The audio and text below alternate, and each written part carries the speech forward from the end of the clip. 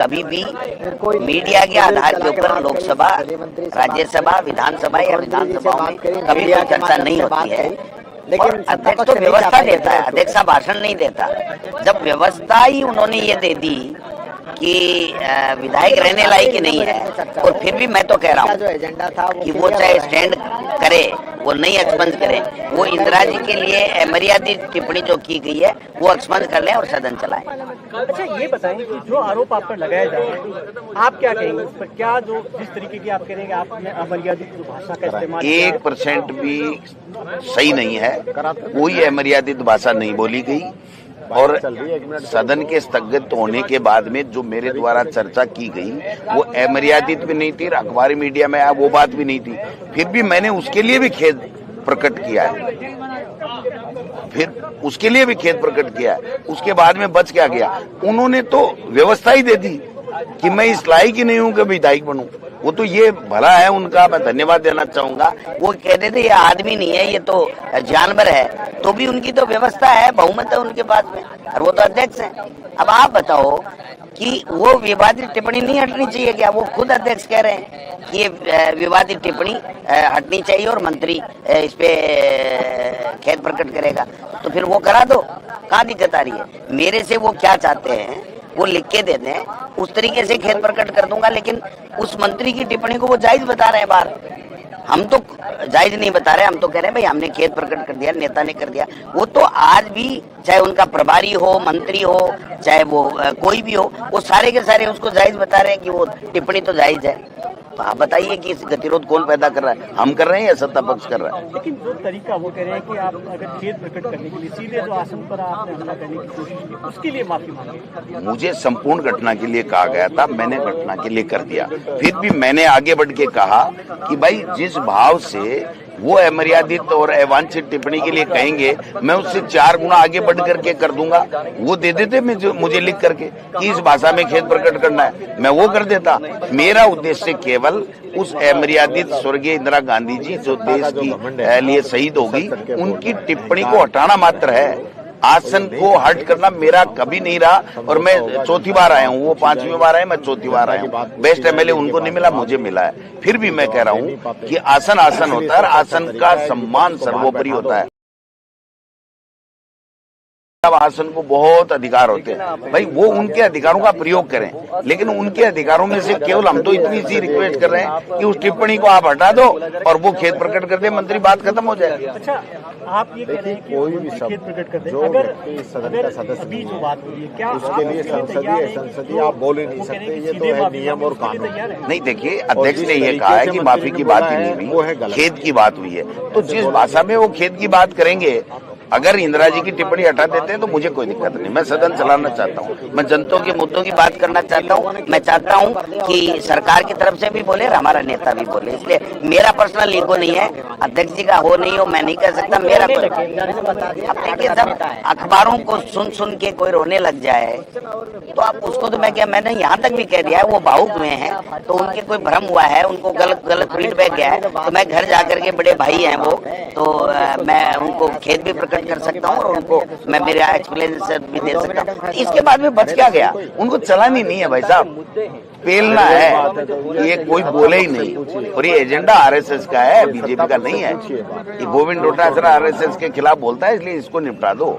गोविंद डोटासरा को तो लक्ष्मणगढ़ की जनता और कांग्रेस पार्टी की मेहरबानी है कि मुझे जो दायित्व उन्होंने एमएलए का दे रखा है और पार्टी ने अध्यक्ष का दे रहा है। जब तक मैं हूँ, मेरे में एक जान भी है, मैं मेरी आइडियोलॉजी के लिए, मेरी पार्टी के लिए, मेरे क्षेत्र के लिए, मेरे प्रदेश के लिए काम करूंगा। अच्छा, आप कह रहे हैं कि इंदिरा गांधी का अपमान किया, वो ये कह रहे हैं कि इंदिरा गांधी का अपमान हुआ क्या? हमने तो दादी बोला, अपमान कैसे हो गया? तो फिर समझौता क्या हुआ कि वो ये हुआ था कि भाई वो फिर उसको जस्टिफाइड करने के लिए 20 आदमी माननीय सदस्य और बोलेंगे और उसको जस्टिफाइड करेंगे, क्या ये समझौता हुआ था?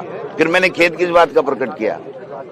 कोई बात नहीं है साहब, इनके पास जवाब नहीं है कि मेरा 2 ही बात है। एक तो रिक्वेस्ट है कि इसको एक्सपंज कीजिए, और एक खेद का 3 बार खेद का बात है। इसके अलावा सदन के पटल पे प्रोसीडिंग में है क्या, ये बताओ ना। ये चाहे जैसे बातें कर रहे हैं, अखबारों से, मीडिया से तो कोई बात करेगा अगर सदन में, तो इसका कोई एंड है क्या? ये कोई लोकतांत्रिक है क्या? ये नियमों में है क्या? ये परंपराओं में है क्या? मैं 1000 उदाहरण दे सकता हूं आपको। सुप्रीम कोर्ट, हाई कोर्ट, सबके फैसले हैं, लोकसभा की व्यवस्था है, राज्यसभा। एक तरफ तो लोकसभा की व्यवस्था लगा रहे हैं कि साहब प्रश्नों का उत्तर नहीं पढ़ा हुआ मान लिया जाएगा और देश के नजदीक आ गया तो ये हो जाएगा, और दूसरी तरफ अखबारों के आधार पे, मीडिया के आधार पे खुद ही चर्चा करा के व्यवस्थाएं दे रहे हैं। ऐसी व्यवस्था दे रहे हैं जिनका उनको कभी राइट नहीं है। अच्छा, अब क्या होगा? अब जाएंगे नहीं जाएंगे? भाई, इंदिरा जी की टिप्पणी के रहते गोविंद डोटासरा तो नहीं जाएगा। अगर पटल पे रहेगी, उस पे एक्सपंज नहीं होगी तो मैं नहीं जाऊंगा। लेकिन आप तो निलंबित भी है। हाँ, तो भाई ठीक है, निलंबित हूँ तो और आगे कर देंगे। वो तो उनका काम है ना, उनके पास असीमित अधिकार है। वो उसी से तो डराना चाहते हैं ना कि हमारे पास असीमित अधिकार है, हम इसको 6 साल के लिए निकाल सकते हैं। तो 4.5 साल ही रहे मेरे, तो दोबारा चुनाव जीत के आ जाऊंगा। बार बार सवाल यही घूम कर आता है कि इंदिरा जी का ऐसा क्या अपमान करती है? देखिए, कोई भी बात अगर किसी को सम्मान में ये चुनाव क्या है और ये सब चीजों पर चर्चा अब कैसे होगी? सवाल पूछ रहे हैं, क्या बात है, सरकार चाहती नहीं तो क्या करें बताओ आप। जब वो भाई, जो टिप्पणी मंत्री ने की वो अमर्यादित थी। माननीय अध्यक्ष महोदय खुद कह रहे हैं कि उसके लिए मंत्री खेद प्रकट करेगा और उसको हटा दिया जाएगा। और मैं डांस तक गया या मेरे साथी गए या मैंने सदन स्थगित के दौरान जो विधायकों से चर्चा की, उन सब के लिए तो मैं खेद प्रकट कर चुका। दूसरी बात, जो मीडिया में आया, अखबार में आया, दैनिक भास्कर में आया और किसी में आया, वैसे शब्द मैंने कहे ही नहीं। कोई सदन के पटल के ऊपर कोई बात हो, कोई ऑडियो हो, कोई वीडियो हो, कोई प्रोसीडिंग हो, कोई साक्ष्य हो, कुछ भी नहीं है। उसके बावजूद भी हमने उस पर भी खेद प्रकट किया है। तो हम चाहते हैं सदन चले, और माननीय अध्यक्ष ने तो यहाँ तक व्यवस्था दे दी अखबारों के आधार के ऊपर कि साहब ये तो विधायक रहने लायक ही नहीं है। तो क्या ये व्यवस्था दे सकते हैं? ये तो सत्ता का मद है ना। 2016 मैं कह रहा हूँ, यहाँ नहीं, ये तो कह रहे हैं 6 साल के लिए निकालेंगे, तो 4.5 साल ही रहे हैं अब तो। 6 का मतलब है कि आगे भी तुम विधायक नहीं बढ़ सकता। ये तय करेंगे मेरा विधायक कौन बना। मेरी लक्ष्मणगढ़ की जनता तय करती है, टिकट मेरी पार्टी करती है। हाँ, मैं मर्यादाओं में रहूं, मैं आसन का सम्मान करूं, मैं सदन का सम्मान करूं, ये मेरी ड्यूटी में आता है। मेरी ड्यूटी का मुझे भली बात पर इनको खुद को निकाला था डेस्क, माननीय अध्यक्ष जी को, सीपी जोशी जी ने, कि आप डेस्क पे आ गए। इन्होंने आज तक माफी नहीं मांगी उसकी। नेता प्रतिपक्ष ने कहा कि भाई ये ठीक नहीं हुआ, खेदजनक है, तो हमारे नेता भी कह चुके, मैं तो खुद कह चुका। अब और क्या चाहते हैं उनसे पूछ लीजिए। आपके अगर अच्छे संबंध हैं तो उनको कहिए कि पन्ना लिख के दे दीजिए, वो शब्द गोविंद डोटासरा बोल देगा, खेद प्रकट कर देगा। आप तो इंदिरा जी के जो अपमान में जो टिप्पणी है उसको हटाइए और जनता के मुद्दों में सदन चलाइए। एक लाइन आप बार बार आसन का तो सम्मान होना चाहिए। तो आप बताइए, आसन का सम्मान तो वो कहते हैं होना चाहिए, चाहे अखबार में भी गलत नहीं आना चाहिए, चाहे वो अखबार वाले ने गलत ही छाप दिया हो। और विधायक कौन रहेगा यहाँ पर, कौन विधायक बनने लायक है, ये तय करने लगी राजस्थान की विधानसभा। इससे बड़ा दुर्भाग्य आज तक के इतिहास में तो 1952 से लेके हुआ नहीं। वो लगा रहे हैं संसद अपने। हाँ, घनश्याम जी आगे। अध्यक्ष महोदय आओ, एक मिनट, शुरू कर रहे हैं। शुरू करो भाई, आप शुरू करो। आओ बीच में, थोड़ा पीछे हो जाओ, पीछे हो जाओ।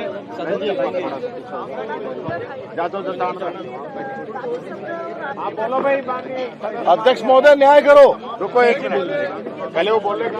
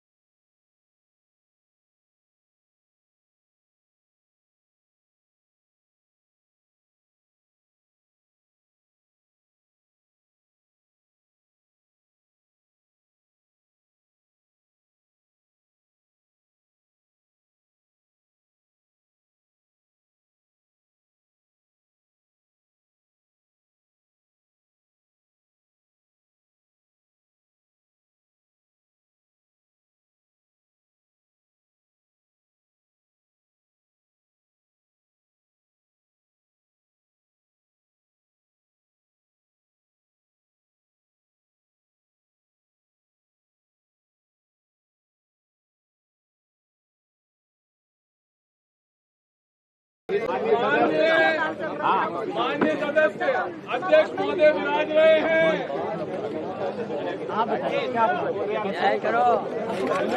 अध्यक्ष महोदय, इस घटना पे न्याय करिए। आप बस खड़ा हुए सदस्य। उससे पहले मेरे एक सवाल पे आपने एकदम से अधिकारी के लिए बोला, आपने उसको डिलीट कर दिया। अब मैं ये कहना चाहता हूँ कि जिस तरह का गतिरोध बना हुआ है, हमारे सदस्यों ने एक बात आपकी मान करके सदन से बाहर चले गए। आपकी एक बात पे हमारे निलंबित साथी बाहर चले गए। हमने सारी आपकी बात मानी, लेकिन आपकी तरफ से अभी तक न्याय की कोई बात नहीं आई है। आप अविनाश जी से माफी मंगवाएं और हमारे सभी सदस्यों को बहाल करें। देखो माननीय सदस्य, चेयर के लिए तो पक्ष और विपक्ष दोनों एक सिक्के की और आज जो गतिरोध बना हुआ है तो ये मंत्री की और सरकार की गलती है। अब चेयर के ऊपर जो आरोप लगा रहे हैं आप, ये सरासर गलत है। चेयर तो एक किसी का भी कोई नहीं है। मेरे लिए तो पक्ष और विपक्ष दोनों एक जैसे। लोकतंत्र में चेयर का सम्मान भी जरूरी है, ऐसा नहीं है। पर अब मंत्री की गलती हुई है, मंत्री नौसिखिया है, अभी समझदार इतना नहीं है, उनको थोड़ा अहम है, घमंड है। तो उस घमंड के कारण ये सरकार के जो मंत्री है इनको ज्यादा नॉलेज नहीं है, इसकी वजह से ये गतिरोध पैदा हुआ है। मैं मंत्री को भी कहूंगा। तो क्या संसदीय कार्य मंत्री आपके पास बात नहीं रख पाए अध्यक्ष महोदय? मंत्री संसदीय कार्य मंत्री तो ऐसे ही आया राम गया, उनको यही पता नहीं रहता मैं कब क्या बोलता है। वो स्प्रिंग टाइप काम करता है, क्या स्प्रिंग लगी रहती है, जब मर्जी खड़ा हो जाना, जब मर्जी बैठ जाना। तो संसदीय कार्य मंत्री, क्या उनकी जिम्मेदारी नहीं है सदन चलाना? खड़े और बोलो। जो हमारे दूसरे और कई सदस्य हैं वो भी मंत्री बनना चाहते हैं, वो भी मेरे से कह रहे हैं काम सीएम से कहो। तो भाई सीएम का देखो हाथ में कुछ है नहीं, सारा कुछ दिल्ली से होता है। आप सबको पता है, ये जानकारी है। सीएम को खुद को ही पता नहीं था कि मैं सीएम बनने वाला हूँ। तो यहाँ तो जो भी तय होने वाला है भारतीय जनता पार्टी में दिल्ली से तय होता है। वहाँ तो लोग जो बैठे हुए हैं तो वो जो करेंगे वही करेंगे, इनके और सरकार के हाथ में कुछ नहीं। माननीय अध्यक्ष महोदय, मैं आपके समक्ष से बात रखना चाहता हूं कि जो संसदीय कार्य मंत्री जो जोगाराम जी पटेल हैं, वो बार बार किसी भी विषय पर बार बार खड़े होते हैं। क्या आप उनकी कुर्सी पर कोई सीट बेल्ट लगाने की व्यवस्था करना चाहते हैं? बिल्कुल, अगर दोबारा वो गलती करेंगे तो ये भी हम व्यवस्था करेंगे। हमने 16 करोड़ रुपया इनमें लगाया है, खर्चा भी खैर कम हुआ है, पर उसका 16 करोड़ का बिल पेश हो गया तो सीट बेल्ट भी लगा देंगे, कोई बड़ी बात नहीं है। मैं चाहता हूँ सीट बेल्ट को खोल के सकते हैं। आपको आपका कहने का मतलब जीप का कोई बेल्ट लगाया जाए, कोई जीप का बेल्ट तो अभी बना नहीं है। कोई देखते हैं कोई जीप का बेल्ट भी अगर कहीं मिलता है फॉरेन वगैरह में तो वो काम करो। प्लीज सदस्य, प्लीज आप अध्यक्ष महोदय, प्लीज। अध्यक्ष महोदय, सदन चलाने की जिम्मेदारी संसदीय कार्य मंत्री की है और संसदीय कार्य मंत्री ने सब बात होने के बाद भी और अननेसेसरी व्यवधान उत्पन्न, माननीय सदस्य ठहरो प्लीज, व्यवधान उत्पन्न कर दिया। तो क्या आप संसदीय कार्य जानना चाहते हैं?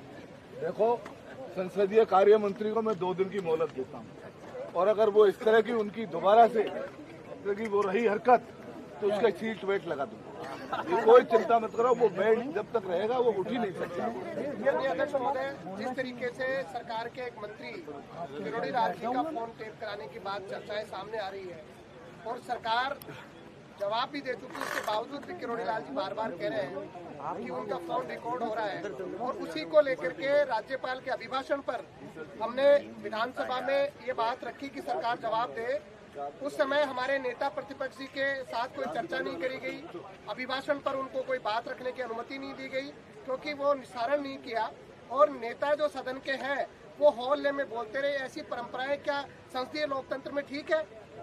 देखो माननीय सदस्य, डॉक्टर किरोड़ी लाल जी का जहाँ तक सवाल है, वो ज्यादा कुछ एक्साइड हो गए खुद भी। वो उसने सरकार को, पिछली गवर्नमेंट को बदनाम करने में उनका बड़ा योगदान है। कोई इशू नहीं, बिना इशू के उसने बहुत सारे ऐसे किए। इस सरकार को सत्ता में आने में उनका बड़ा हाथ है और आज जब सत्ता में ये लोग आ गए हैं तो उनको वो जेल में डालना चाहते हैं मंत्री पद तो उनको दे रखा है, पर उनके पास विभाग नहीं है। उस विभाग के 2 टुकड़े कर दिए, उनके अधिकारी नहीं मान रहे हैं। तो ऐसी स्थिति में जो किरोड़ी लाल जी की उन्होंने हालत की है वो दयनीय है। हम अगर वो दूसरे दल में आते हैं तो उनका हम पूरी तरह स्वागत करेंगे। माननीय अध्यक्ष महोदय, मेरा आपसे सवाल है कि इस सदन के माध्यम से कि जिस तरीके से किरोड़ी लाल जी लगातार आरोप लगाते जा रहे हैं सरकार के ऊपर, और जिस तरीके से गाद निकालने का इतना बड़ा टेंडर किया गया और उससे 7 करोड़ की पर डे गाद निकाली जा रही है, उस पर सरकार चुप है, उस पर कोई जवाब नहीं दे रही है। तो मैं आपके माध्यम से पूछना चाहूंगी सरकार से कि इस पर जवाब दें और इस पर स्पष्ट करें कि क्या है 7 करोड़ का घोटाला।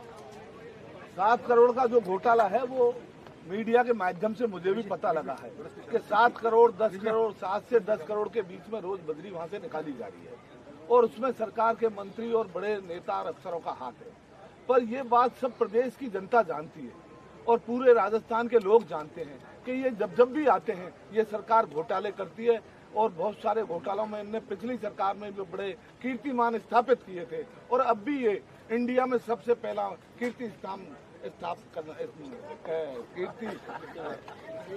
कीर्तिमान बनाएगी ये सरकार। अध्यक्ष महोदय, छोटी छोटी बच्चियों के साथ रेप हो रहा है, मर्डर की घटनाएं बढ़ रही है, और पूरे प्रदेश में कानून नाम की चीज नहीं है।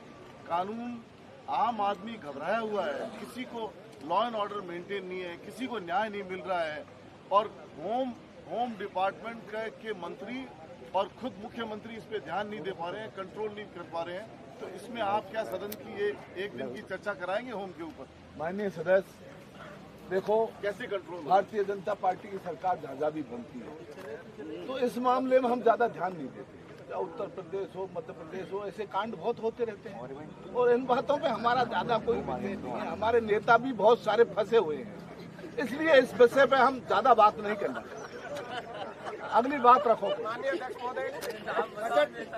महोदय, राज्यपाल अभिभाषण पर हमारे नेता प्रतिपक्षी का भाषण नहीं हो पाया। अब हम आपसे अनुरोध करेंगे कि बजट जैसे महत्वपूर्ण विषय पर जो राजस्थान की जनता के सामने भारतीय जनता पार्टी की सरकार ने एक ऐसे आंकड़े पेश करे जो असत्य हैं, जिनका वास्तविकता से कोई लेना देना नहीं है और राजस्थान को पीछे धकेलने वाले हैं। हमारे नेता प्रतिपक्षी को आप अनुमति दें कि वो बजट पर अपनी बात रखे, ताकि राजस्थान की आवाम को, राजस्थान की जनता को ये पता लगे कि जो भारतीय जनता पार्टी की सरकार ने जो बजट पेश किया है वो राजस्थान को पीछे धकेलने वाला है, राजस्थान के हर व्यक्ति पर कर्ज लाने वाला है, और राजस्थान के नौजवानों को लेकर के, किसानों को लेकर के कोई ठोस नीति नहीं है। इसलिए मैं माननीय नेता प्रतिपक्षी के लिए आपसे अनुरोध करता हूं कि आप उनको बजट पर बोलने की अनुमति दें। माननीय सदस्य, नेता प्रतिपक्ष तो कभी भी बोल सकते हैं, संविधान में ऐसी व्यवस्था है और मैं लोकतंत्र में पूरा विश्वास रखता हूँ। ऐसा नहीं है, पर कभी कभी दबाव में आ जाता है। देखो, दबाव में आना भी पड़ता है। मैं तो मंत्री बनना चाहता था, पर अब जबरदस्ती मुझे अध्यक्ष बना दिया भाई, क्या करें ऐसी स्थिति में। अध्यक्ष महोदय, मेरा निवेदन है कि जिस तरह से 2 दिन से सदन चल रहा है और हम जनता से सुन के आए हैं और हमारा जो मुद्दे हैं वो सदन के अंदर नहीं रखा जाएगा, तो आप व्यवस्था देंगे क्या? ये लोग, एक कहावत है गाँव में, झूठ बोलने वाला नीचे सोने वाला कभी सरकाई नहीं बरतता है। तो इनको तो झूठा बजट पेश कर दिया, दुनिया बतलाती है कि इनके कोई फर्क पड़ने वाला नहीं है। इससे अगर सही मायने में इसका परीक्षण करोगे आप बजट का, तो पिछले बजट में हम सरकार कुछ नहीं कर पाई, तो अब आने वाले में क्या करेंगे? पिछले में ही कुछ नहीं हुआ, तो ये तो ऐसा चलता रहता है। माननीय सदस्य,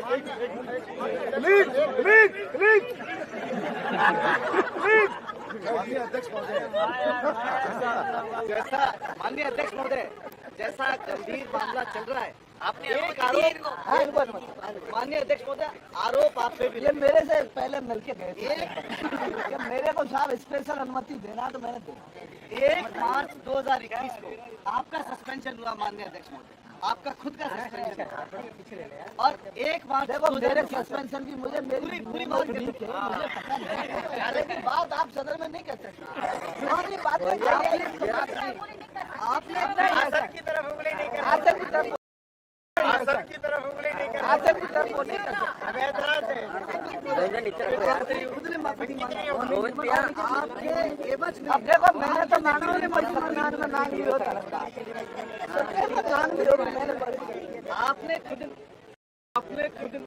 आपने खुद ने माफी नहीं मांगी। मैंने प्रोसीडिंग निकलवाई है अध्यक्ष महोदय, मैं भी टेबल कर दूंगा आप कहेंगे तो आपने खुद ने माफी नहीं मांगी और आपके एवज में आपके नेताओं ने माफी मांगी, तो फिर यहाँ आप ये गतिरोध क्यों कर रहे हैं? अब माननीय सदस्य आप अब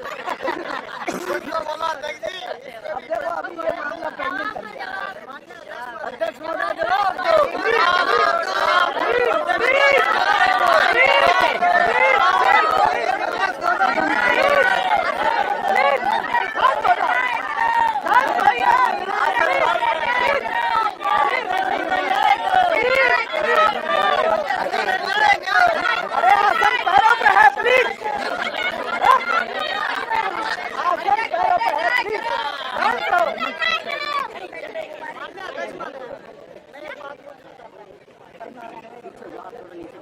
आप ये बताएं, पिछले बजट में जो जनता के मुद्दों पर संदेश क्या वो गृह था, रेवेन्यू था, बिजली था, पानी था, शिक्षा था, आप उस पर मुक्त बनते लोगों का करवा। क्या इस बार भी आपकी इनकी मंशा यही है क्या मुक्त बंद करवाएंगे? ठीक है, मैं समझ गया माननीय सदस्य। देखिए पानी की जो बात है, आपने पानी का मुद्दा उठाया तो पानी सबसे ज्यादा आंखों में होता है और जब सरकार की आंखों में पानी नहीं है तो आपको पानी नहीं मिलने वाला है। पानी आंखों में होगा तो पानी मिलेगा, सरकार की आंखों में पानी नहीं है, आपको कोई पानी नहीं मिलेगा। पानी नहीं है ये बात तो आपने कह दी। क्या ये भी सच है कि एक दलित विपक्षी नेता को नहीं सदन में नहीं बोलने भारतीय जनता पार्टी का छुपा हुआ एजेंडा है, क्या ये सच है? ऐसे में देखो सदन को चलाया जाए। माननीय सदस्य गेदर साहब, आप बहुत विद्वान सदस्य और आपसे मैं कहना चाहता हूँ, आप मेरे से कोई बात हो तो अलग से बात बोलिए। आप हाउस में इतना व्यवधान पैदा मत, आपको कोई बात करनी है तो मेरे कान में आके कह दिया करो, वो फिर कर दे।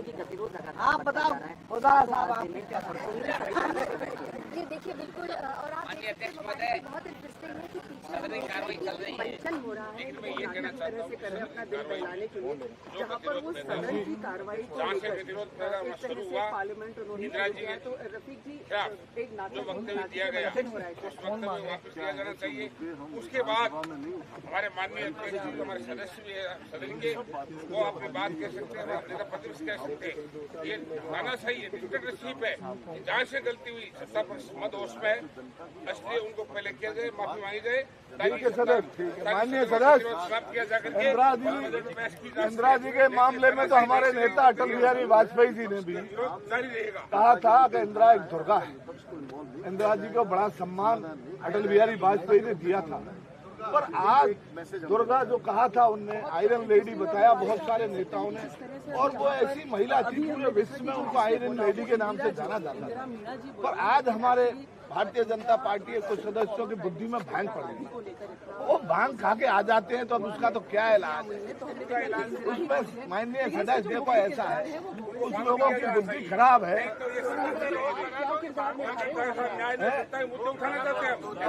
भांग खा के आ जाते हैं, वो भांग वालों का इलाज मैं करूंगा, उनकी मेडिकल जांच करा के।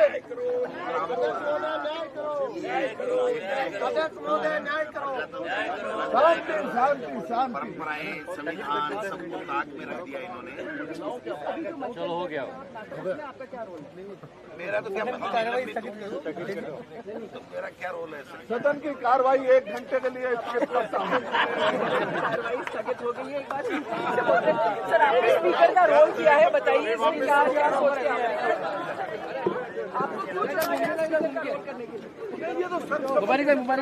ओके ओके पकड़ के रख लो हाँ नीचे बैठ जाऊंगा सर नीचे बैठ जाऊंगा बैठूंगा ना यार मैं भी तो ओके सॉरी सर प्लीज कर रहे थे वो किसको लेकर इंडिकेट कर रहे थे प्लीज को देखो आराम में धक्का मत दो भाई धक्का मत दो ये प्लीज कहना जरूरी चलो मोबाइल हटाओ मोबाइल हटियो लो सर एक मिनट यार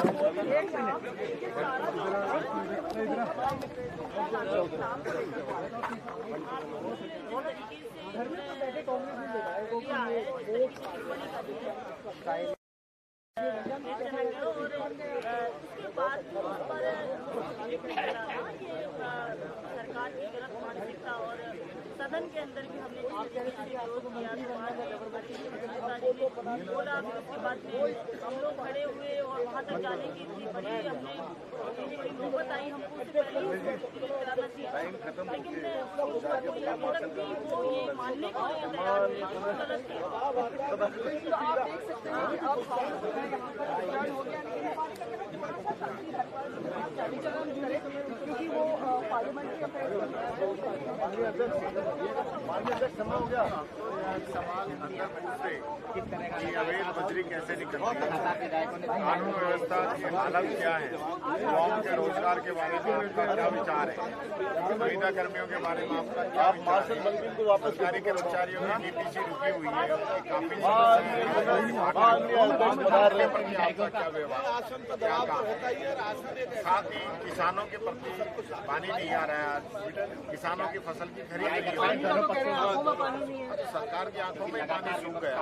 अभी देखिए आप इस समय नहरबंदी नहीं हुई जो आज कर रखी है वहाँ किसान आज ही पानी के लिए बैठे, जो स्थिति है वो सबके सामने है। सरकार का कोई धर्म ही नहीं है कि क्या होना चाहिए, सत्ता के जवाबदेही होनी चाहिए, कुछ भी नहीं। ऐसी सरकार हमने नहीं देखी जो एकदम ही सुस्त हो, जिसको कोई फर्क नहीं पड़ता हो, बच्चियों से रेप हो, किसानों पे गोलियां चले, रोजाना लूट डकैती हो, मुझे रोजगार नहीं मिले, कानून व्यवस्था रहे नहीं, जयपुर से जाम गिरा रहे, सरकार को कोई मतलब नहीं है। ऐसी सरकार अपनी बात बहुत जोरदार पार्लियामेंट चलाई आपने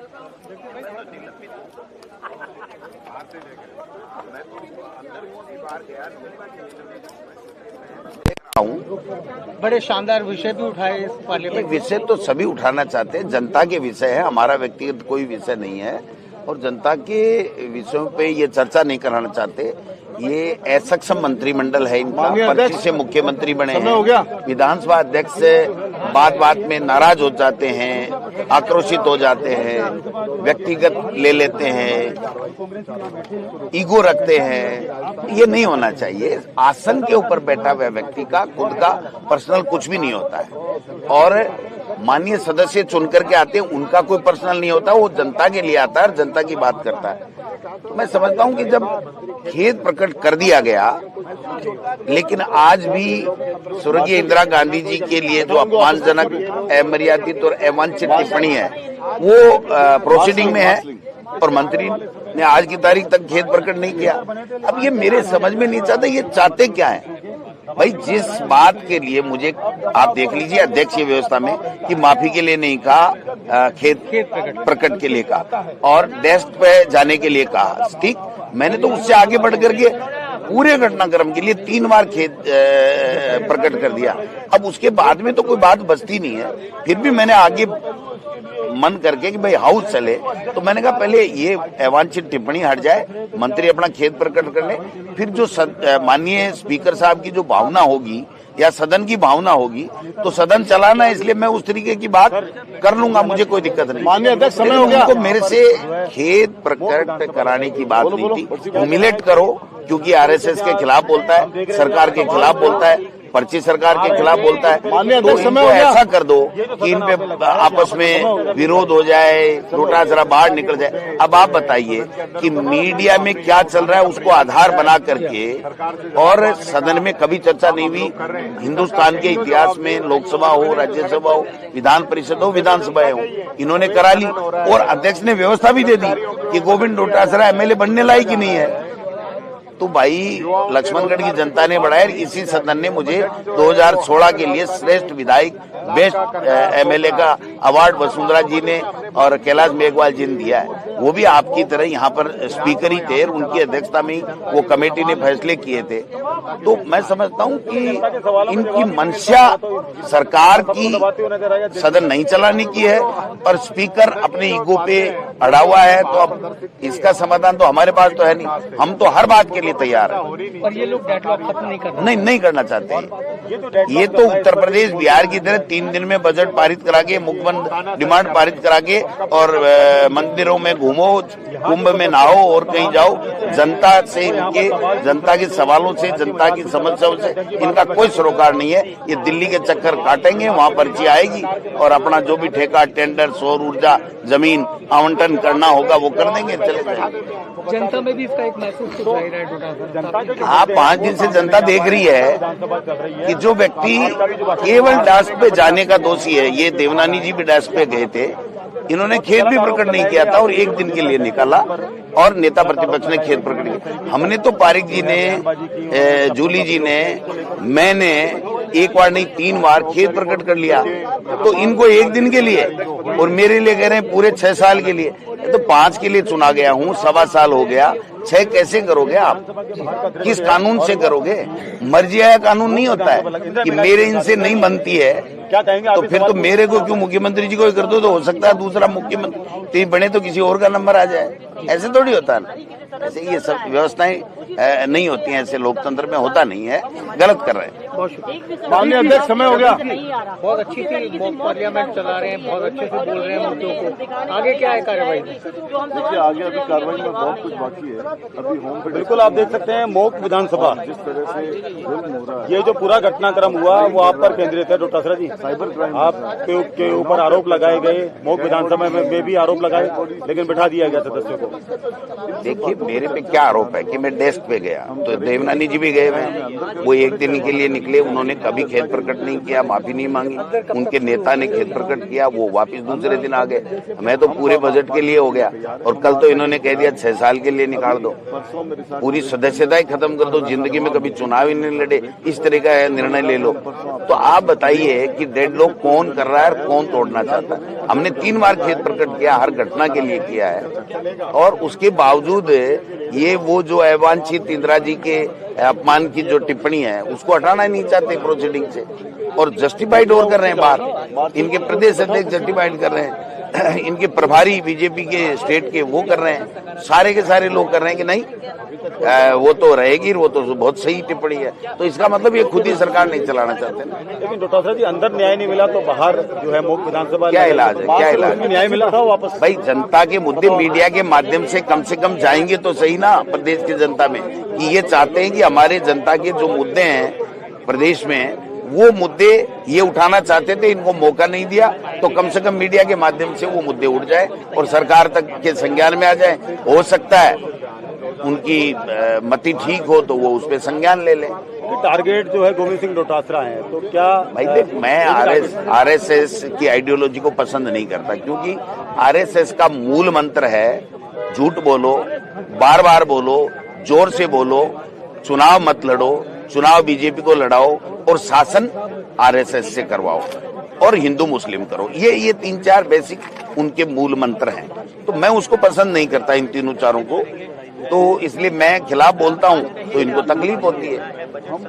कल आपने कहा था स्पीकर से मिलेंगे, उनसे बात करेंगे अगर नहीं देखिए, मैंने कहा कि जो अखबारों के माध्यम से उन्होंने चर्चा कराई वो तो असंसदीय, असंवैधानिक गई है, लेकिन उनका जो भावुक होना था वो जिस बात को लेकर के था कि साहब ऐसे अखबारों में छप गया, तो पहली बात तो वो गलत छपा है। मैंने ऐसा कुछ भी नहीं बोला, कोई ऑडियो वीडियो प्रोसीडिंग में कहीं कुछ भी नहीं है। फिर भी मैंने कहा कि वो मेरे बड़े भाई की तरह है, मैं जाऊंगा, मेरे अच्छे संबंध है, अगर वो इजाजत देंगे तो मैं घर जाके उनका भ्रम दूर करूंगा और खेद भी प्रकट करना होगा तो मुझे कोई दिक्कत नहीं, क्योंकि जनता के मुद्दों के लिए हम लोग यहाँ सदन में आए तो वो चलना चाहिए और आसन का सम्मान रहना चाहिए। तो मैं तैयार हूँ आसन का सम्मान के लिए। तो मैं चौथी बार आया हूँ साहब, मैं कोई पहली बार का बच्चा थोड़ी हूँ कि साहब मैं आ गया और मुझे ज्ञान नहीं है। मुझे संसदीय परंपराओं के अच्छी नॉलेज और जनता के मुद्दे अच्छे तरीके से उठाने के कारण से ही बेस्ट एमएलए का अवार्ड दिया गया, और ये कह रहे हैं एमएलए बनने लायक ही नहीं, क्या बात है? तो आपकी बात ही देवरानी जी से कुछ नहीं, मेरी कोई बात नहीं। बिल्कुल आप देख सकते हैं कि हाउस का ऑर्डर में लेकर आओ अध्यक्ष। इन्होंने जो है सवाल आपको एक अनूठा प्रदर्शन किया। ये कह रहे हैं कि डेडलॉक अभी खत्म नहीं हुआ है और डेडलॉक खत्म होने की अभी उम्मीद भी नहीं है। सुनिए माननीय सदस्य प्लीज, मेरा जिला थोड़ा सा हट जाओ एक बार। अब मीडिया थोड़े से उधर हो जाओ प्लीज, 2 मिनट। हमको अधिकार है जिला बनाने का, अधिकार है जिला बनाने का, बहुत जरूरी। हाँ, लेकिन सरकार ये नहीं बता रही है कि हमने जो मापदंड जो बनाए थे, जो कमेटी ने मापदंड तय किए थे, उन मापदंडों के आधार पे आपने काम किया या नहीं किया। दूसरा एक सवाल और है, एक को आ जाना तो एक माननीय सदस्य, मैं आपको बताना चाहता हूँ कि पिछली सरकार ने राजस्थान में 19 जिलों का रखा और अभी जो सरकार जो है उसने 9 जिलों को समाप्त किया। तो देखिए, ये कोई कारण नहीं था, पर पिछली सरकार के ईर्ष्या की वजह से कि बहुत उससे ख्याति मिली राजस्थान में, तो उसकी ईर्ष्या की वजह से इन जिलों को खत्म कर दिया गया है। ये सरकार जल्दी बदलने वाली है, वापस आपके जिले दोबारा अब दूसरा जिले बना दिए जाएंगे आपके। अध्यक्ष महोदय, एक सवाल और है। हम लोग 3 दिन से यहाँ पे धरने पे बैठे हैं और जनता में एक बड़ी चर्चा है कि अध्यक्ष महोदय के साथ बंशी दर्जी बाजिया ने क्या किया, उनके पीएसओ ने अध्यक्ष जी के साथ क्या किया। तो सरकार इस बात पे जवाब दे कि बंशी दर्जी बाजिया ने अध्यक्ष महोदय के साथ क्या किया और क्यों किया, और उनके पीएसओ ने उनके साथ क्या किया और क्यों। ये माननीय सदस्य गोपनीय मामला है। इसको आप इस बात को अब माननीय ये तो निलंबित साथी, कोई बात नहीं, निलंबित अनुमति है, विशेष अनुमति के द्वारा जाकर बोलूंगा। माननीय अध्यक्ष महोदय, जब 2 रोज पहले आपके चेंबर में हमारे नेता प्रतिनिधि टीकाराम जूली जी और हमारे अध्यक्ष गोविंद सिंह डोडासरा जी और राजेंद्र पारिक साहब, जोगाराम जी की पेट में चर्चा हुई कि इस मामले को खत्म करना है, तो उस बात को लेकर आपसे चर्चा, क्योंकि आपने जो कल स्टेटमेंट दिया ना, उसमें मैं आऊंगा बाद में। हालांकि आपके ऊपर वो है, आप उस बात को लाने की वो तो लगा के मैंने बात नहीं होती ऐसा नहीं सदस्य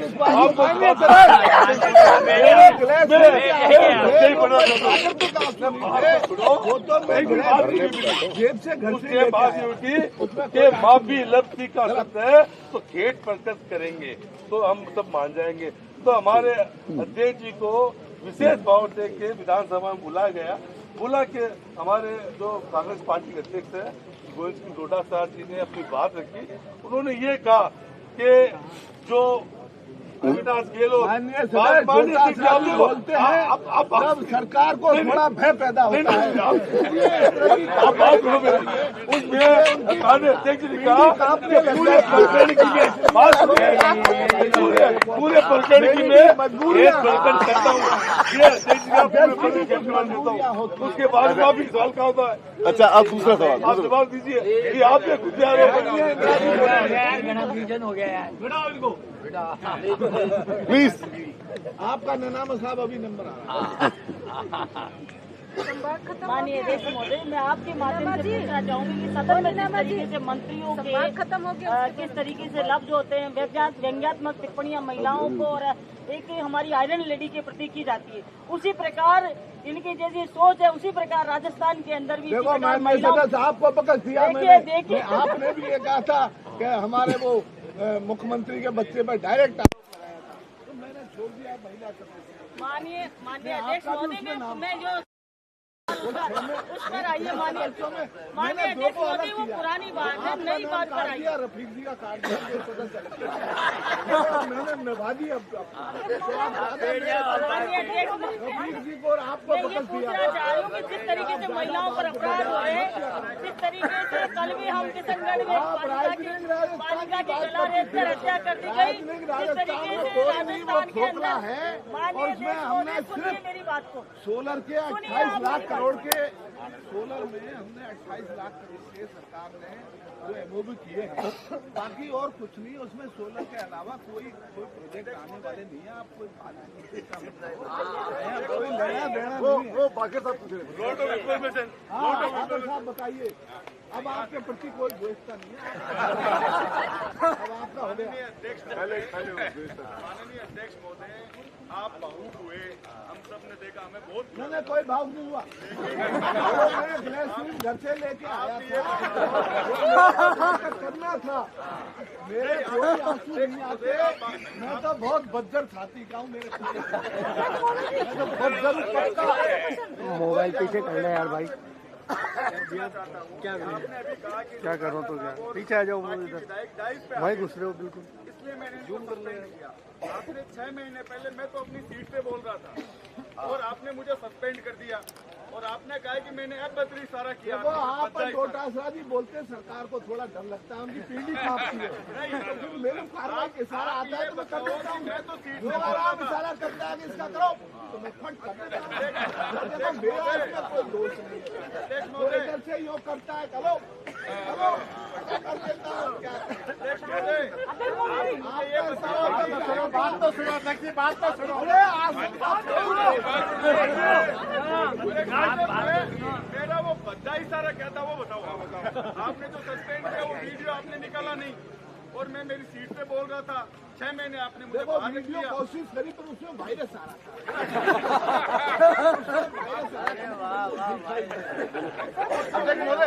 बहुत देर से अनिता जी का नंबर नहीं आया। माननीय अध्यक्ष महोदय जी, मैं आपसे ये कहना चाहूँगी, अब आपको कोई दिक्कत नहीं, 5 साल तक निरंतर करो। माननीय अध्यक्ष महोदय जी, आप सभी के बनाए हुए अध्यक्ष महोदय जी हो। अब मैं आपसे ये कहना चाहूंगी, आप भेदभाव क्यों करते हो? उधर से थोड़ा सा कुछ बोल देते हैं, आपने 6 लोगों को निलंबित किया, ऐसा क्यों? किस बात की? मंत्री गृह मंत्री बनना चाहता। अब मेरे को उठा के दिया इस आचार घड़ा की कुर्सी पर, मैं तो क्या करूँ? हल्ला होता रहता है, इससे मेरा क्या मतलब?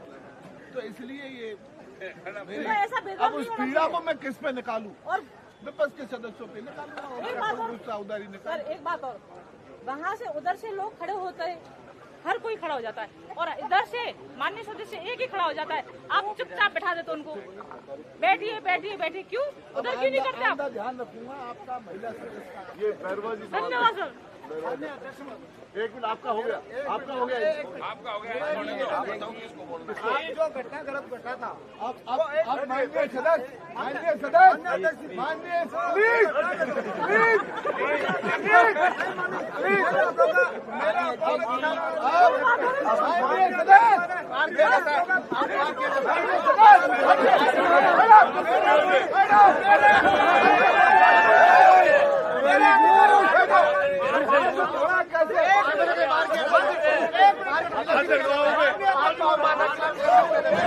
आपको निलंबित कर दूंगा।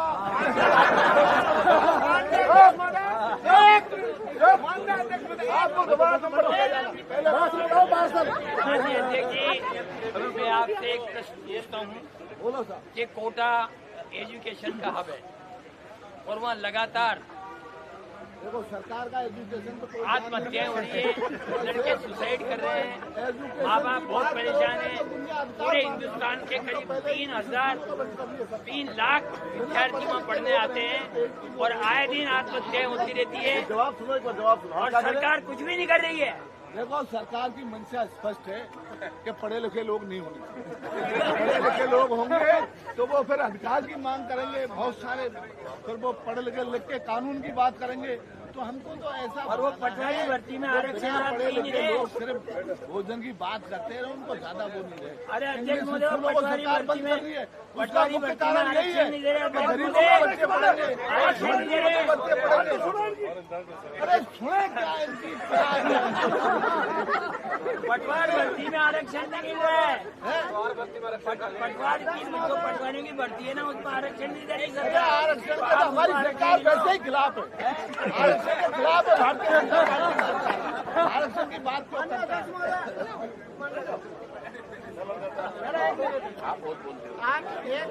मेरा एक सुझाव है, तो माननीय सदस्य आप बोल दो।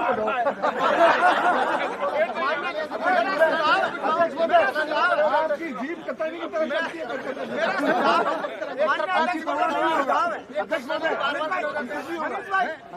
मेरा एक सुझाव है, मान्य अध्यक्ष महोदय, मेरा एक सुझाव है कि जिस दिन उस दिन घटनाक्रम घटा, एक बार ट्रायल करा के दिखा दो आप। हमें एक ट्रायल हो जाए जिससे आपको पता लग जाएगा। हमने सुझाव दे रहे हैं, मैं आप चैनल में अलग से एक बार ट्रायल करवा लो, उसी घटनाक्रम का ट्रायल करवा लो। अपने सदस्य अध्यक्ष महोदय, बहुत जरूरी सवाल है। ये जो हमारे अभी बेरोजगारी का मामला है, सरकार कोई रोजगार नहीं दे रही है, किसानों को मुआवजा नहीं दे रही है, पेंशन बंद कर रही है, हमारी चिरंजीवी योजना को बंद कर दिया। तो इसके बारे में सरकार का क्या सुझाव है? माननीय सदस्य, सरकार किसान विरोधी है। भारतीय जनता पार्टी की सरकार जब 1200 किसान शहीद हो गए, उस पर हमने ध्यान नहीं दिया। मुद्दे लेके आते हो, छोटी मोटी समस्या लेके आते हैं, हजारों शहीद हो गए, उस पर ही हमारे नेता आगे ध्यान नहीं दिया। माननीय अध्यक्ष महोदय, माननीय अध्यक्ष महोदय, जो वित्त मंत्री जी ने जो बजट पेश किया राजस्थान का, उसमें मेरे विधानसभा क्षेत्र की एक सड़क है, उस सड़क से ही राजस्थान की वित्त मंत्री जी को तो कुछ पता है, वो तो कागज में और लिखा पढ़ी मेरा निवेदन पढ़ना ही नहीं आया। मेरा निवेदन सुन लो, वो तो ऐसे ही पढ़ू के राजस्थान में 1000 करोड़ की ऐसी सड़कें हैं माननीय अध्यक्ष जी, जिनकी वित्तीय और प्रशासनिक स्वीकृति जनवरी 2025 में जारी होगी। वापस आपने उसको बजट में रख दिया, तो ये बजट में पढ़ने का ये किस प्रकार का झूठ, ये तो असत्य बजट है। ये मैं माननीय अध्यक्ष जी आपसे आग्रह करूंगा कि वित्त मंत्री जी को समझाइए और उसको बजट से आप बाहर निकलवाइए। वो तो पहले ही वित्तीय और प्रशासनिक स्वीकृति हो चुकी है। वित्त मंत्री जी को कोई पता नहीं है, वो तो अधिकारी बना बनू के देंगे। हम आदेश बाहर निकाले जाते हैं, वो पढ़ भी नहीं सकी। माननीय साल का जो बजट था अध्यक्ष जी, उसमें 14 पार निकली चुईया, इस बजट में कुछ निकलेगा। अध्यक्ष जी, बजट की तरफ से अध्यक्ष जी सुनो, बोलो बेटी। मेरा क्षेत्र गुजरात और मध्य प्रदेश से लगता हुआ है। मेरे क्षेत्र में 95% TSC क्षेत्र है। वहाँ युवा अपने स्वास्थ्य कर्मी में लगे हुए थे। इन युवाओं में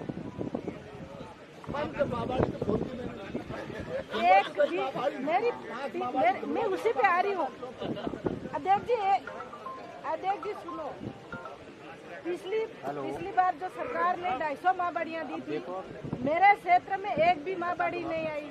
पिछली सरकार जो कांग्रेस की थी, उस समय समन्वयक लगे हुए थे, उनको सभी को बिना नोटिस दिए हुए सबको निकाल दिए गए। उनको वापस लेंगे या नहीं लेंगे, ये मेरा सवाल है। हमारी सरकार तो वापस लेना चाहते हैं। हम तो जो कर देते हैं ना, वो हमारे ऊपर से जो फैसला आता है दिल्ली से, तो दिल्ली से जो चिट्ठी आएगी उसमें वापस लेना है या नहीं लेना है तभी कर सकते हैं, हमारे और हमारी सरकार के हाथ में। मेरा दूसरा सवाल, मेरा दूसरा अध्यक्ष जी, मेरा दूसरा सवाल, एक मिनट, मेरा दूसरा सवाल है। सरकार, भाजपा सरकार ये कह रही है कि हम युवाओं को नौकरी देंगे। तो कौन सी नौकरी देंगे और जो लगे हुए उनको क्यों निकाल रहे हैं, ये मेरा सवाल है आपसे। देखो, नौकरी का कोई प्रावधान नहीं है, कोई नरेगा भरेगा में माटी नौकरी की कोई जगह नहीं है। ये सिर्फ सरकार का ऐसी कोई प्लानिंग नहीं, इस तरह की कोई नीति नहीं है कि युवाओं को नौकरी दी जाए। बहुत इम्पोर्टेंट सवाल। स्मैक वगैरह का बड़ा व्यापार हो रहा है, अडानी पोर्ट पे 1.5 लाख करोड़ की जो स्मैक पकड़ी है वो प्रदेश में आ रही है, उसको पी रहे हैं लोग, मस्त हो रहे हैं, अपराध बढ़ रहे हैं, तो हम इनको नहीं रोक पा रहे, तो नौकरियों की बात ही क्यों कर रहे हैं? नौकरी देने का कोई अध्यक्ष महोदय जी, मेरा एक सवाल। दाल बाटी खाओ। अध्यक्ष महोदय जी, मैं अनिता नहीं, मैं अनिता बधेल हूँ। मेरे कार्य क्यों नहीं होते, ये आपसे क्वेश्चन था। मैं भी नाराज हूँ हमारी सरकार से। आपसे मेरी व्यक्तिगत नाराज क्यों अध्यक्ष महोदय? मैंने बहुत बोलती है, बैठे रहो। मैं तो मंत्री मैंने नहीं बनने दिया। क्या बोला क्या आपको मंत्री मैंने नहीं बनने दिया।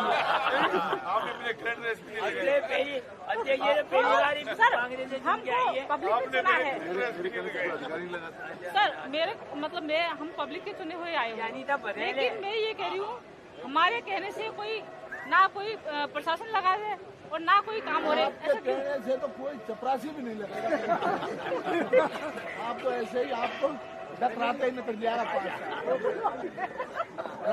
माननीय अध्यक्ष जी, आप बताइए डांगी साहब। तो पूछना चाहता हूँ, राजस्थान में नशे की बढ़ती हुई प्रवृत्ति पे सरकार क्या अंकुश लगा रही है? आपके इलाके में अफीम बहुत पैदा होती है, तो आप अफीम बहुत पैदा होती है, वो अफीम तस्करी के रूप में चल रही है और सरकार उसको बढ़ावा दे रही है।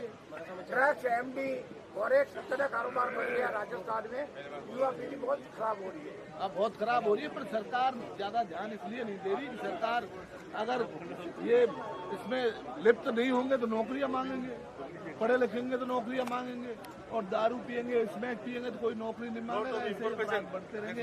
तो हमारी सरकार की भावना पॉइंट ऑफ व्यू ये अफीम को लेके मैं ये कहना चाहता हूँ, कल ही मेरे जिले डीडवाड़ा कुचौड़ के अंदर एक बांसड़ा गांव परवसर का और पानी के पीछे मतलब वहाँ पे अफीम की खेती पकड़ी गई है। वो 2 रोज हो गए और वहाँ पे कोई मतलब जिन्होंने खेती कराई है, जो माफिया लोग हैं, उनका पुलिस प्रशासन आज तक नाम नहीं खोल रही है। वो जो काम कर रहे थे वहाँ पे, उन 20,000 रुपये महीने की तनख्वाह पे उनको लगा रखा था कि सरसों की खेती इसमें संभाली करो, लेकिन जो मेन माफिया जो भाजपा से जुड़े हुए, ये सत्य न्यूज है, वो 2 दिन से कोई उसको पकड़ा नहीं जा रहा है। प्रदेश के अंदर नशाखोरी की तेज हो गई है, माफिया इतने हेवी हो गए। हमारे नागौर के अंदर सदस्य उसमें एक मंत्री हमारे मिले हुए हैं, उनकी सह पे ये काम हो रहा है, इसलिए मामले को ज्यादा उजागर मत करो। सरकार की किरकिरी होती है इनकी, बना दो। सत्ता पक्ष का क्या पूछ रहे हैं? माननीय अध्यक्ष महोदय, मैं ये पूछना चाह रहा हूँ, आपको अंग्रेजी महात्मा गांधी जो इंग्लिश मीडियम स्कूल है, उनको आप क्यों बंद करना चाहते हैं? उनसे आपकी क्या नाराजगी है? देखो, गरीब लोगों के इंग्लिश मीडियम स्कूल में आप लोगों के बच्चे तो पढ़ते नहीं, जो सरकारी स्कूल है उनमें ग्रामीण किसानों के मजदूरों के बच्चे पढ़ते हैं। और नहीं, जवाब हमारी भारतीय जनता पार्टी की सरकार गरीबों से मजदूरों से बहुत हमारे थोड़ा जोर से अध्यक्ष महोदय। अडानी है, अंबानी है, ऐसे लोगों से हमारा 150 लोग हैं जिनके द्वारा हमारी सरकार चलती है और हमारा देश में सारा मामला चलता है।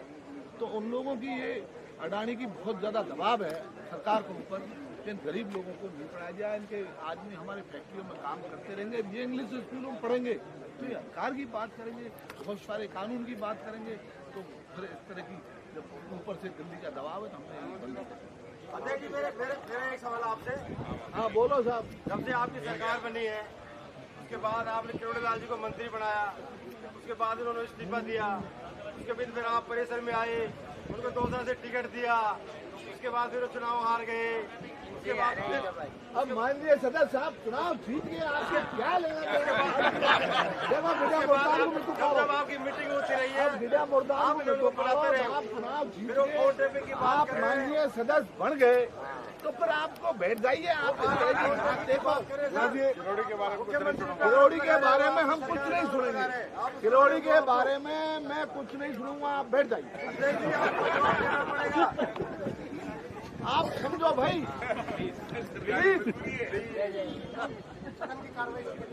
ना अभी तो चलना तो ये प्रस्ताव कर रहे हैं कार्रवाई को आगे बढ़ाया सदन की अध्यक्ष महोदय सदन की कार्रवाई 2 घंटे बढ़ाई जाए 1 बजे तक के लिए सिर्फ सदन की कार्रवाई 15 मिनट के लिए बढ़ाता। जो पक्ष में हो जो हाँ करे, जो विपक्ष में हो जो ना करें। प्रस्ताव पारित हुआ। बार बार नहीं एक सवाल खड़े हो जाते हैं, बार बार खड़े हो जाते हैं। वैसे ही मैं आपके शरीर को देखकर बहुत सम्मान, फिर भी आप मेरे ऊपर करते जाते। ये भाजपा सरकार अल्पसंख्यकों के अंदर भेदभाव क्यों करती है? अभी इन्होंने एक पारित किया है शिक्षा मंत्री दिलावर जी ने कि उर्दू सब्जेक्ट को बंद करके माननीय अध्यक्ष महोदय को आगरा से रिपोर्ट आएगी, उसके बाद को व्यक्त ऐसे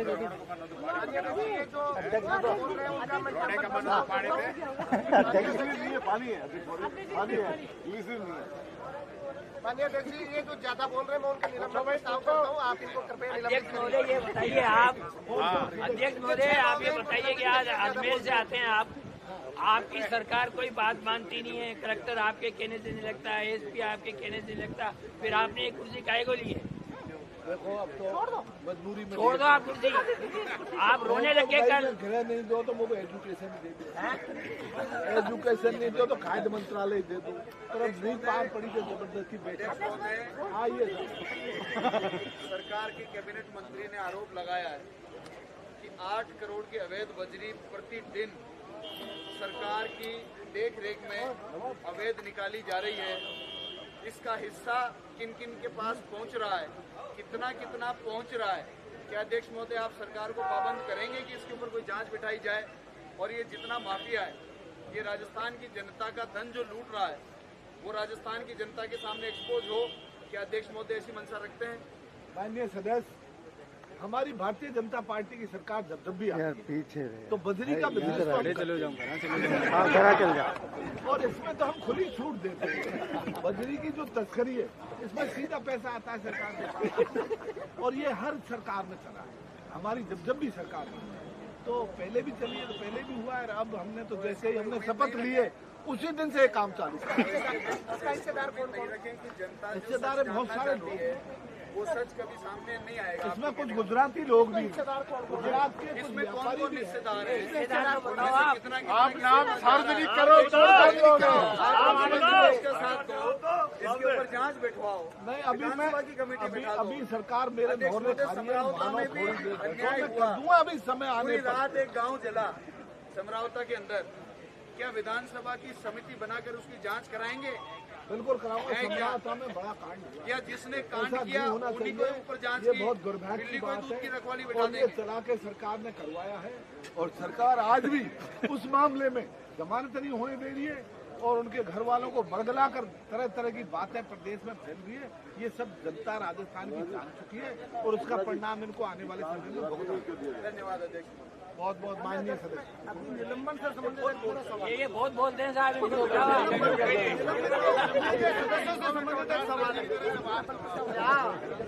आप इनसे मिले हुए हो क्या? सरकार के कहने पे आपने निलंबन किया है, तो आप ये बताइए अध्यक्ष महोदय कि 3 माइनॉरिटी, एक SC का, एक OBC का, एक ST का, बाकी कोई मिला ही नहीं क्या आपको? देखो और थे उसमें पर वो उनके नाम हमने काट दिया। हमारी भारतीय जनता पार्टी जो इस तरह का आरक्षण, हमारी जो सोच है, लोगों से हमको नफरत है। ST, SC, OBC अल्पसंख्यक वही लोग रखे हैं हमने, बाकी लोगों को निकाल दिया। माननीय अध्यक्ष जी, मैं 6 सदस्य गोविंद डोटासरा जी सहित 6 सदस्यों के निलंबन बहाली का प्रस्ताव आपके समक्ष रखता हूँ। आप प्रस्ताव करके आरक्षण दे दियो निलंबन में। SC, OBC मैं आपसे निवेदन कर रहा हूँ कि 100% निलंबन। माननीय अध्यक्ष जी, OBC अल्पसंख्यक। माननीय अध्यक्ष जी, मैं निलंबन प्रस्ताव आपने किया था, इन 6 सदस्यों का बहाली का प्रस्ताव आपके समक्ष रखता हूँ।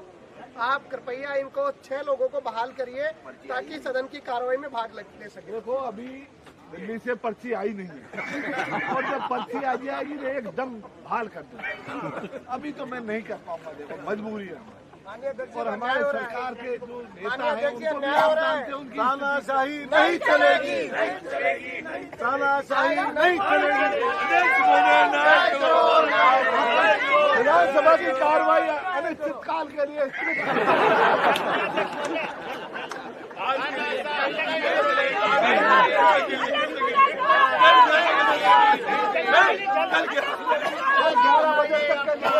विधानसभा कार्रवाई स्थगित की जाती है। सर एक छोटी सी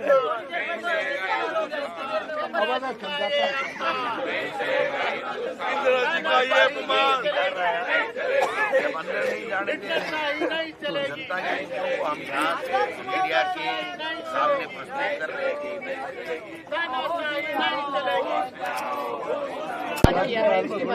वो गलत आरोप है और जो भी बात थी उस पे समझौते के अनुसार खेद प्रकट कर दिया गया। उसके बावजूद भी वो चलाना नहीं चाहते, जनता के मुद्दों को हाउस में चर्चा नहीं करना चाहते, नेता प्रतिपक्ष को बोलने नहीं देना चाहते।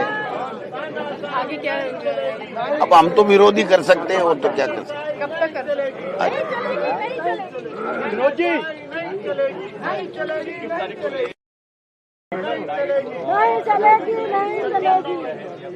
अभी तो रुको। हाँ एक मिनट फटाफट आ जाओ। थोड़ा तो इनको तो आने से दो, तू थोड़ा टेढ़ा हो जा, इनको आने तो दे यार, तेरे लिए थोड़ी दे रहा हूँ।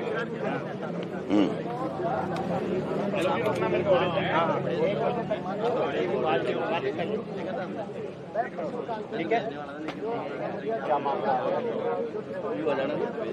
अरे अध्यक्ष की कुर्सी बिराज गया, आप अध्यक्ष की कुर्सी बिराज गई। अध्यक्ष की कुर्सी नहीं है, स्थगित हो गई। मरते लोग अध्यक्ष जी, कब तक ये गतिरोध चलता रहेगा? वो तो सरकार पे निर्भर है। हमने तो अपनी तरफ से सारे प्रस्ताव दे दिए। केवल माननीय स्वर्गीय पूर्व प्रधानमंत्री इंदिरा जी के खिलाफ जो अमर्यादित, अवांछित, अपमानजनक, व्यंग्यात्मक जो टिप्पणी की गई है वो प्रोसीडिंग से हटाएं, मंत्री खेद प्रकट करें। और डेस्क तक हम गए थे, 3 लोग गए थे, लेकिन 6 का निलंबन कर दिया। तो मैंने इसके लिए खेद प्रकट कर लिया, जूली साहब ने कर लिया और राजेंद्र जी पारिक ने कर लिया। अब उसके बाद में कोई शेष बात बचती नहीं है। उसके बाद में केवल मंत्री को खेद प्रकट करके उस टिप्पणी को एक्सपंज कराना था कार्रवाई से, वो काम हुआ नहीं, तो ये गतिरोध बना हुआ है। पोल भी आज हुई है, किस तरह का? अब देखिए, जनता के मुद्दे राजस्थान की विधानसभा में उठने चाहिए, लेकिन इस सरकार की हठधर्मिता से, तानाशाही से अंदर हम नहीं जा रहे हैं या जा पा नहीं रहे हैं, जाने नहीं दे रहे हैं। तो हम मीडिया के माध्यम से यहाँ बता रहे हैं कि भाई ये मुद्दे थे जो हम वहाँ चर्चा करना चाहते थे, लेकिन हमें मौका नहीं दिया जा रहा है। एकदम चरम पे आई पड़ी है, बच्चों के साथ बलात्कार हो रहे हैं, इन सब बातों को तो उठाना तो पड़ेगा ना। युवाओं के रोजगार के बारे में कोई बात नहीं है, स्थगित है कार्रवाई। कोई बात नहीं है, ऐसे समय में तो बात तो हम तो उठाएंगे, अंदर नहीं तो बाहर उठाएंगे।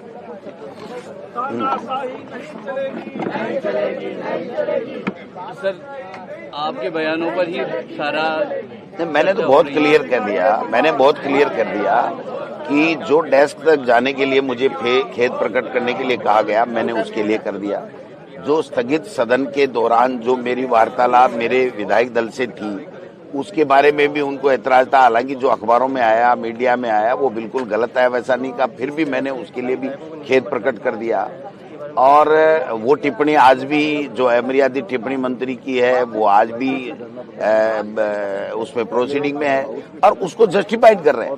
हम तो कह रहे हैं कि आसन का सम्मान होना चाहिए और आसन के व्यवस्था दे और निलंबन वापस करके उस टिप्पणी को एक्सपंज कराए और जनता के मुद्दे आने चाहिए, लेकिन नहीं आ रहे हैं। क्या करें? सर, मुद्दा क्या है? इंदिरा गांधी या फिर आपको लेकर बयान और स्पीकर को लेकर? देखिए, मेरा मुद्दा तो यही है कि नेता प्रतिपक्ष ने जब उस टिप्पणी को, अमर्यादित टिप्पणी को, जो भारत रत्न है, देश की एकता और अखंडता के लिए शहीद हो गई, उनके खिलाफ अपमानजनक टिप्पणी को उठाना।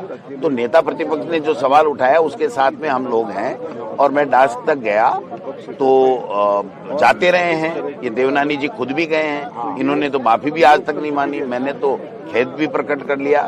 अब उसके बाद में इनका ये रवैया है कि इनको क्रैश कर दो, क्योंकि आरएसएस के खिलाफ बोलता है, सरकार के खिलाफ बोलता है, मुद्दों पे बोलता है, और जूली साहब बहुत शानदार बोलते हैं, इनको घेरते हैं, मुख्यमंत्री जी के पास जवाब नहीं होते सरकार के पास में।